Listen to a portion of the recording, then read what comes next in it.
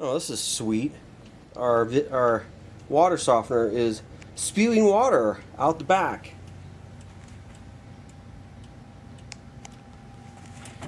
I don't know if there's too much water in here. I've been keeping it had salt in it all the time. But that hose back there, or that spout, is spitting out water. What the heck is going on? And why is there not a hose on that going somewhere where water's supposed to go? Seriously. Superior water and air. Well, we'll find out if they're superior. Alright, well, we have an EcoWater water softener, and I naively didn't think I needed to do anything to maintain it. You know, I say that because, well, the guy who sold it to us told us we didn't. But anyway, now it's not working. There is water building up in the tank. I don't know how well you can see that. Here, let me get some light helps. So that's a lot of water, and yeah, so the question is why. We're not supposed to see anywhere near that amount of water. And you know, taking the lid off of the brine tank, you know, looking down there, you're like, okay, I don't know what's going on.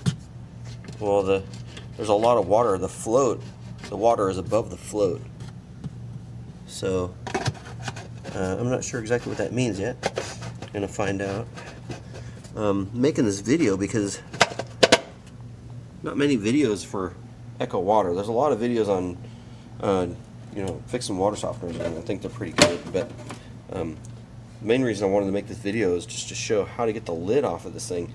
You know, it took me longer than it probably should have, but on the back, down here, you can just put your hands in there and pull out, pull that direction. Same here, like that, and then it'll just come off. So I'm gonna set that aside. One of the things that sounds like it could be the problem is the brine tank. There's a hose that connects to the float, or the float assembly, whatever it is. It comes up and it connects right here to this. Apparently this is the venturi, and there's a filter and a gasket and stuff in there that gets clogged up. So I'm gonna take that off and see what I can see if cleaning that will help. Anyway, power's off. That's a good thing. All right, I got the venturi off. You can see there's a little screen there. It doesn't look too dirty. But when we come here and we look at the bottom of the venturi, the little valve there in the small hole in the, if I can point to it here, the small hole right there, it doesn't look very clean, and you can see there's lots of iron, obviously.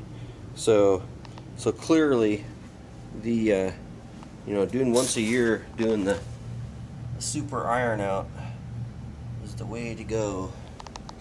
I'll be doing that after I clean this guy.